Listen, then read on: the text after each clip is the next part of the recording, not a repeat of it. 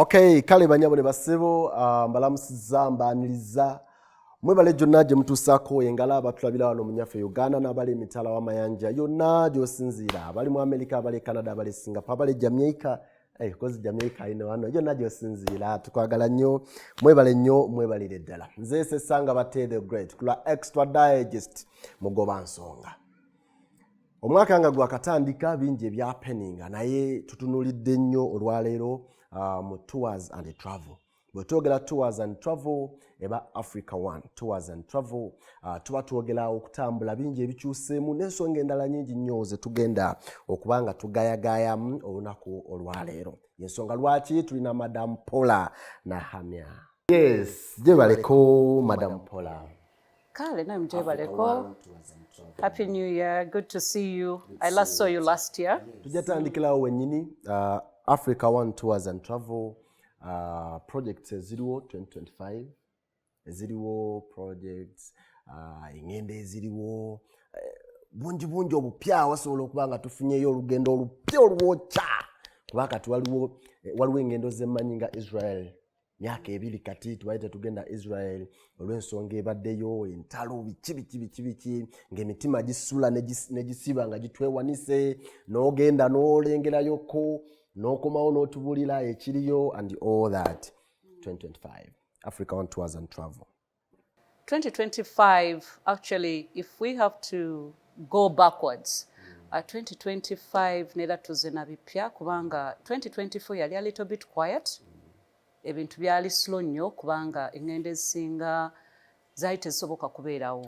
Kati ng'olugendo abantu bakasitoma baffe abasinga obungi eyo nti olugendo lwa Israel ne Egypt it's a spiritual tour nti baretaniramu nnyo naye nga unfortunately last year from 2023 beginning of the year because we started closing down after our last trip yaliwo mu March 2023 kati ezo nezaddako zonna twas postponing because of the uncertainties ebiriyo Israel nga byonna we mubiraba kati ekyo abantu abasinga bwe lugendo olusingira ddala abantu lwe bagendamu ennyo because banoonya Katonda lwa mwoyo banoonya Katonda fena tunoonya Katonda kubanga yaleeta ebyewuunyisa byonna bye tutambulirako and once you believe people want to go and see what they believe in so ne tusirikamu awo kaakati tuddamu kati that is the special journey lwe tujja nalwo abantu lwe babadde nga balindiridde okumala emyaka ebiri. Of course we have another one etera okubeerawo eya Disney. We are going in May. If everything goes so well, all preparations are registering the whole of last year and preparing for the trip. We are going in May. Kati aba first quarter, aba Disney, bo bali closed. So abayinamu kawindo akatonotono eya December, betuli okuregisteringa kati. Because now we have, aba May it's closed. It's done. We are closed. Tugaddewo munansonyiwa naye twabagamba ebintu bya visa ebintu by'okwetegeka byetaagisa muki obudde so we are practically closed bwekyo tetuyinza registering anyone else. Then we have a trip in September Europe.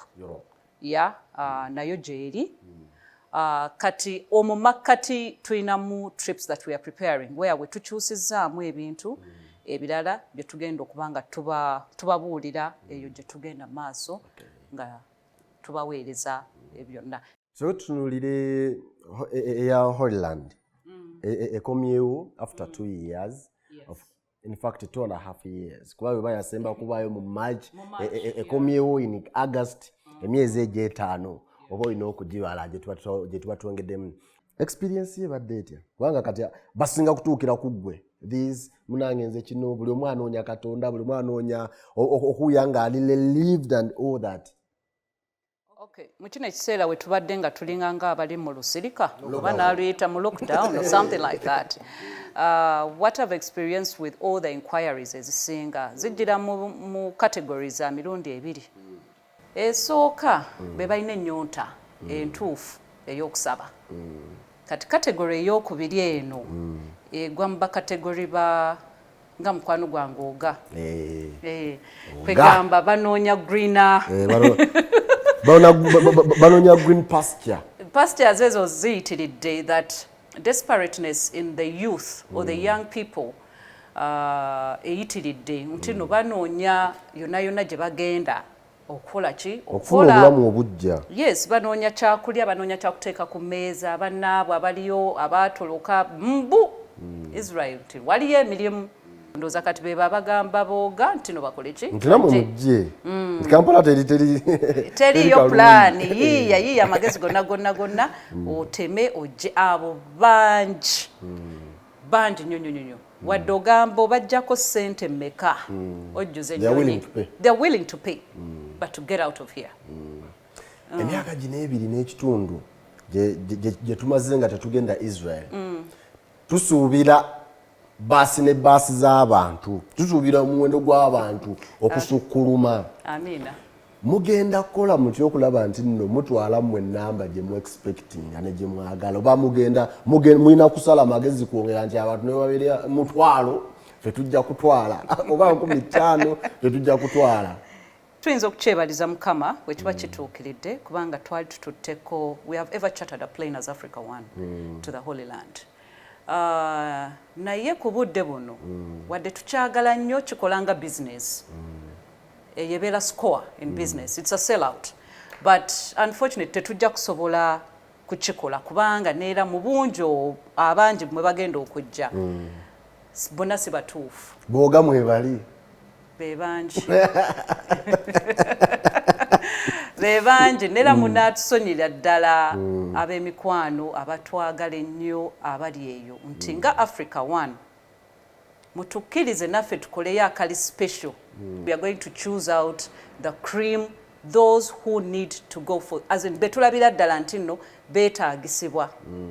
Okitegeera nga woolaba nti nno buli omu ayinza okwagala ogenda mu Serena but not everyone goes to Serena. Okubyemu. It's okay oba nkubye. If I have my money. Bwe onati bwezizo wezikoma weziba zikoma. Naye kati nga Africa One naffe tusazeewo kuuma erinnya. The integrity, our integrity is very important right now. Kubanga naffe tubeera tutwaliddwamu to a certain extent because company yange gye nteekayo ne bannange. Okitegeera? Nina abange benkozesa nange abaana wano. Okitegeera? Kati we tubeera nga we are sacrificing ourselves for only 1 or 2 people. Tetubeera fair kubanga company erina okusigalawo ng'ekyasobola okuyamba okutambula n'okuyamba abalala bangi abaagala okutuuka ku birooto byabwe. Ate nga we nabagamba emabegaawo nti waliwo emyaka ddala gy'olaba tayinza kumala ssente ze nti n'agenda Israel. You can't. Myaka ki egyo? Bate omwana ow'emyaka 25 akola ki mu kusaba? Nti n'agenda Israel kulamaga. Agenda Mount Sinai kulinnya lusozi. Manya nze no baagigadde.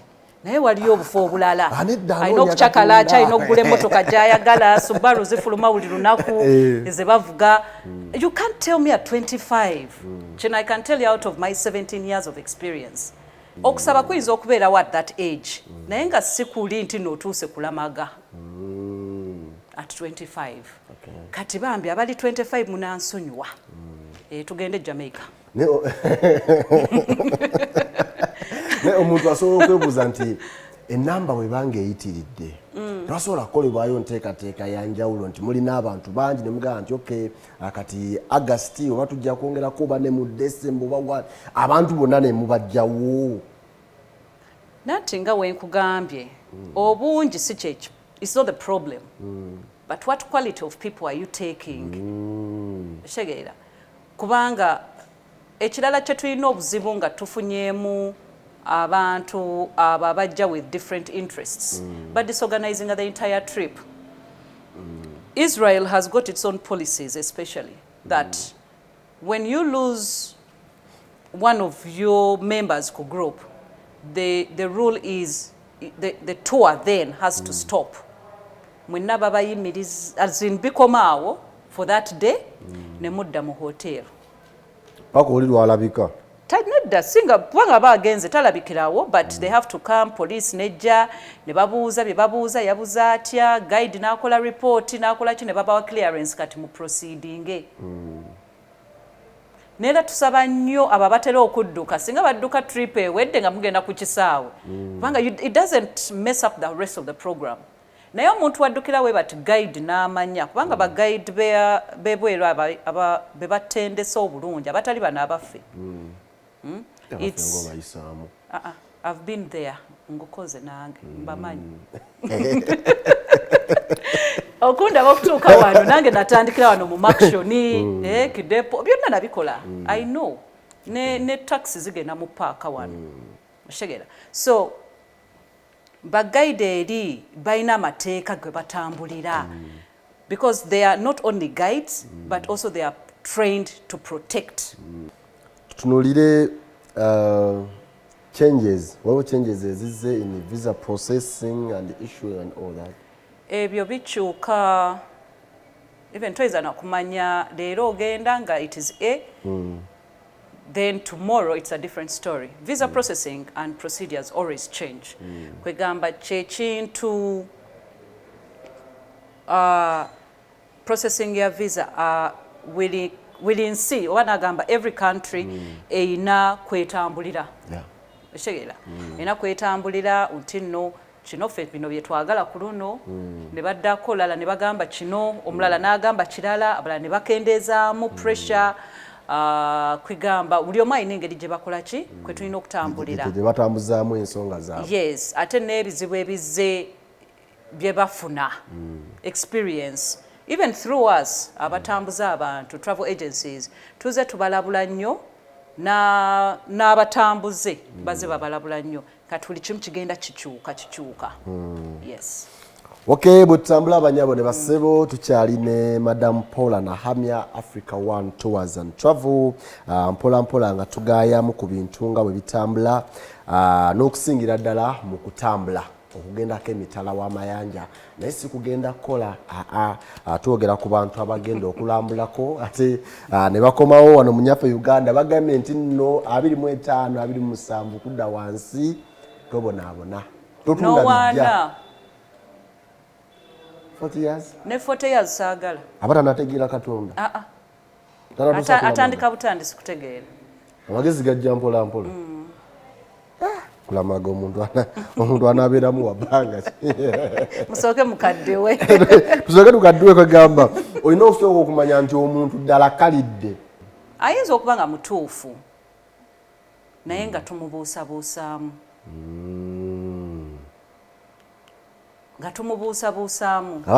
naye nga ffe nga Africa One emyaka gye tuli okutunuulira nga ffe ogamba nti no kale katuriskinge kubanga twafunako n'ow'emyaka 56 yabula but by 50 our starting age now gye tuli okutunuulira is 50 years myaka 5 yoyo abamanyi Katonda si kumanya Katonda naye at least okubula kwe kuba kutono risks ezo ze tuyinza okugamba nti nno ajja kubula tuli kutya badduka kusinga abalina amaanyi nga ggwe tetubaagala leka naawe waliyo ab'ensanvu nga bansinga naye nga ki era ng'asobola n'okubula tasobola ow'ensanvu yatunze ebijja ow'ensanvu tabula atambula mu butambuzi tasobola neera ekinene nnyo akubeererayo nako 2 nga gamba njagala matooke gange akomawo okay 25 waliko ebikyuseemu bye tusobola okutunulako mu traveling oba bikyalinga bwe byali 2021 bingi there could be so much like tugenda kubimanya tutandise olugendo we have sent in our requests in different embassies kati nga wemba njogera ku visa processing part of it mu embassies I would not really say kati nga ebiri ewa mukwano gwange Trump sinaba kumanya nnyo oba ne mu visa but so far so good it's not bad it's still the same nero inogenda with everything like we were doing it before Israel nayo tugenda kumanya but so far things have not changed ebintu ebikyuse ebisinga bigenda kutambulira ku side yaffe nga Africa One okwekuuma. Kati oli biki byateekeddwa okusooka okumanya nga tannaba contactinga even Africa One nanga nti kino kyo kyakyuka we nakimanyira oba natambulako nayo basitambulangako nayo kino kikyuse. Okay, kati ng'aba Israel abali okujja ku Israel oba tulina myaka 5 nsonyiwa sikulonda saagala kumalira nnyo budde ate wemba nsazeewo okukulonda ng'oli myaka 4 mu 45 and everything you have traveler kwegamba travel history yo ekweyimirira nti obadde Europe obadde Australia obadde New Zealand obadde buli gyogenza okomaawo kati siraba nsonga ekubuzisawa Israel kati abo bo baluyitamu naye oba omanya akatabo wakafunye jjo tojja obagobye sibagobye bugobi naye nze sijja kusobola bakolako nga nze sijja kusobola bakolako waliwo abaleeta bakadde baabwe nti tutwala jjajja wa myaka 75 myaka 8 ono muzukulu we wa myaka 35 yamutegeera mu nfuniro ow'ataano yabamuwerekera nabo mbagobye kubanga abo ba escort nabo batufuukira ki ekizibu that is one wenzijja ku nsi zino endala Europe America abo tutwala baana mwezi 2 okusinga naye abaana betugenda okutwala woba omanyi nti nno ondeetera omwana naye nga maama oba taata ali eri bambi tomundeetera omwana oba mu abazadde nti no muli mwasala dda ennyanja nammwe temubandeetera omwana ali ne jjajja eno ne mugamba jjajja yamuleeta ku interview oba omanyi at the time of the interview both parents cannot be available please I cannot take them in risk yawo likindi maama eri ajja ku receivinga oba taata nkugambye oba omanyi omwana wamuleka wano gwe n'otema kati owulidde tour ya Africa One oyagala nti n'omwana agire mu tour I do not need them. Okay. Yes. Nti no sister wange jamuleeta jjajja jamuleeta emboozi ezo zonna saagala maama alina kuba wano ne taata maama alina kubeera wano nga mulabako ate bw'aba omufu ojja kundaga amalaalo ge omulimu nga weetise munene sifaayo nkuuma linnya. Okay, so twogedde tubaye twogera wano noyogera ku Trump na biki nenjala tukayiseewo waliwo tusobola okuba eggwanga bateme eggwanga oga tulina treaties zaffe and all that naye ne mujja mubaamu obutakwatagana n'abawo akawaayiro ke tumenya bwe kituuka ku kati nga mmwe abatambula kirina engeri ekikosa traveler. International relations are very complicated issues to begin with. Countries have each country has a way they relate with the other and how they have their agreements and what they agree upon, how they are going to work in different categories of different things, politically, economically, bingi nnyo we bakwataganira. But if there is any bit of a challenge between the two, in most cases, it does not end that it is just Uganda and B and its people. It affects us in one way or the other. Yes. Okay. Tutunulire emyaka ja Africa One Tours and Travel. 17. Yes, we are making 17 years this year. 17 years. Yes, in travel business. We are still moving and counting. Yes. Tutunulire emyaka egyo. Biki byolabyemu byogambye nti wano. Yes. Nogamba nti naye wano mbutuufu singa teyali Katonda kino kyali kiyindidde. Obuntu obwo obujja bubeeramu naye omu ne bukukipinga okuba nga oli strong obulala n'obuyanga omenyesemu n'ogamba kale bino singa saabijjaamu and all that. Your experience in 17 years. Interesting question, actually. 17 years have been a journey. kubanga kukuza mwana omuyonseza agudde ayavudde alidde ebiyenje akoze kaganye ebbeere kagala kyayi mukalu asinze mu P7 n'osanyuka egamba ebyo byonna bibeeramu. And my experience, to begin with, it's been a learning experience. And my joy is having been able to do a business that brings a smile to so many people. And more so also to learn via investments. Banga buli wotambula bagamba kutambula kulaba okudda kukola. Yeah. Nayenga, if I have to begin with the negative of it, from my experience, my 17 years, is we did our first trip to the US. I promoted a family trip, Disney World parents and their children. And their children. That was in 2016. That was our first tour to the US. And the tour, the visas were about, if I can remember well, they're about over 100. Netugenda abali n'abazadde baabwe netugenda nabo abali abaana bokka nabo tebatuwa buzibu. They are very happy. They batukolako bulungi and the company. Nayenga, it was my first experience to begin with okubeera nga I'm going to the US with a group. Ate nga nene nnyo abantu bangi bakyewuunya nnyo how it has happened. I celebrated. That was one of my biggest achievements, that everybody thought it was not possible. Ofunye visa z'abantu company yo n'abaana nensanyuka nnyo. I celebrated it. I was like, wow, Katonda mulungi. I think that's why I've been going to Israel. Oh, so you have ate no nali muto nnyo. Tutuuka America, Munauganda yandagirako bwereere. Twabuza abantu 24 people batema. Sekirabangako mu bulamu bwange, sekiwulirangako. Out of 100?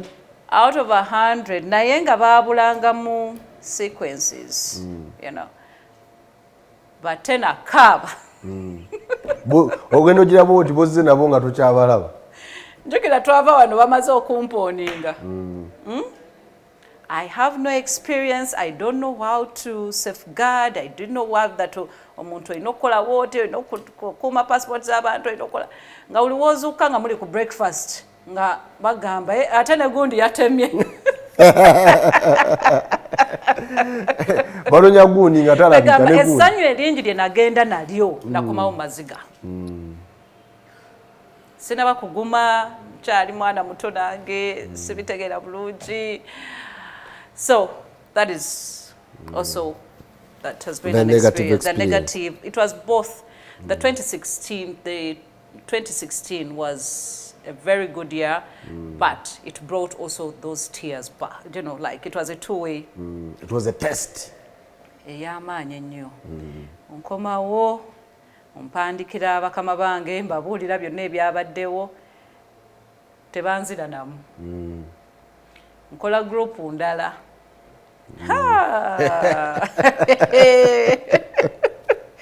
Okoze emputtu. Akasoka atandikira ku bakozi bange. Ne baba mabodda. Kagendo. Baba abakozi bange. Many clients abasinga ne batafuna, but we still had a number. I think that was 2017. I took 50 people. But 50 people,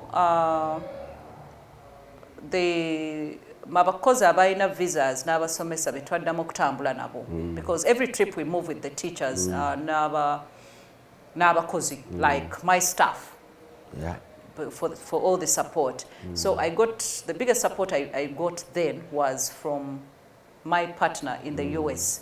Natekawo enforcement kwegamba no nga tubimanyi nga tuyizeemuko ofunyemu ekyo kati nfunyemu Katonda onanyamba twabuzaako babiri. From 25 to 2. From 24. Omulimu gw'amaanyi wala kwa mwali batonoko. Twabuzaako babiri, so we came back 48 people, which was good. Nkola report biki kuno banziriramu ddala immediately ne baneebaza, oh this is good, well done Paula. Yeah, kati that's also another journey of what of the experience we have had, and over time, of course, as Africa One, experience the tourism, you know, we started doing travel mu 2000 and was the Queen yajjadde 2007. From the time we started our travel, newe tutuuse kati bannayuganda baali tebali nnyo exposed ku travel nga tebakijjumbira nnyo, tebabitegeera oyonoona ssente weraga baali tebabi, so twalina olugendo luwanvu nnyo olw'okuyigiriza abantu mu nsonga z'okutambula. Nga n'omuntu tamanya nti no passport yo ebeera ng'ebuzaako myezi 6 ebeera tekyali valid. Ebyo byonna ne tugenda nga tubayisaamu abantu, you apply on time, sente saving award.